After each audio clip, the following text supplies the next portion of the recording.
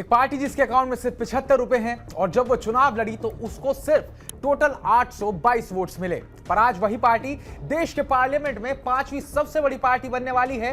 लेकिन ये सब आखिर माजरा क्या है, तो चलिए आज आपको बताते हैं कैसे एक पार्टी जिसका किसी को कभी नाम तक नहीं मालूम था आज अचानक इतनी बड़ी कैसे हो गई। साथ ही इसका वेस्ट बंगाल कनेक्शन क्या है, क्योंकि कहानी सारी शुरू और खत्म वहीं से होती है। नमस्कार, मैं उत्कर्ष प्रताप सिंह और आप देख रहे हैं TV9 भारत।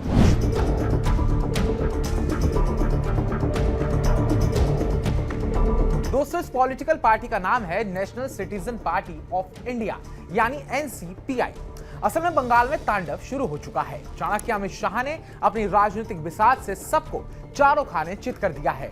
बंगाल चुनाव में ममता बनर्जी की TMC को मिली करारी शिकस्त के बाद बंगाल में टेम्परेचर हाई है। CBI की ताबड़तोड़ कार्रवाई जारी है। कहीं अभिषेक बनर्जी से घंटों पूछताछ हो रही है तो कहीं जहांगीर खान जैसे नेता की सड़क पर परेड निकाली जा रही है। और ऐसे में ममता की TMC टूट चुकी है। 20 MPs ने एक साथ मिलकर एक ऐसी पार्टी ज्वाइन करी है जिसका शायद ही कोई अस्तित्व है। NCPI नाम की ये त्रिपुरा की एक छोटी क्षेत्रीय पार्टी है। इसका मेन वोट बैंक बंगाली समुदाय है। पार्टी जनवरी 2023 में रजिस्टर्ड हुई थी।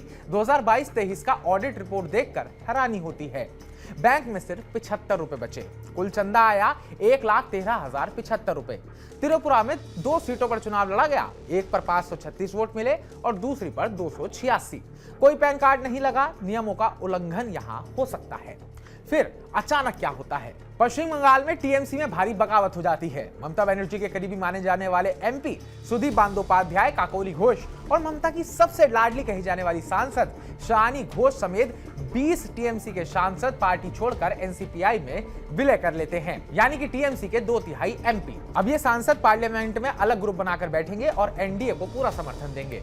ये पूरी कहानी शुरू और अंत पश्चिम बंगाल से होती है। TMC के बागी सांसद ज्यादातर बंगाल से हैं। NCPI का पूरा फोकस अब त्रिपुरा के अलावा वेस्ट बंगाल और असम में बंगाली समुदाय के मुद्दों पर रहेगा। पार्टी को NDA का हिस्सा बनाकर केंद्र में भी ताकत मिलेगी। अब सवाल भी बहुत सारे हैं। एक 75 रुपए वाली पार्टी में इतने सारे सांसद कैसे विलय कर गए? क्या ये विलय कानूनी रूप से टिक पाएगा?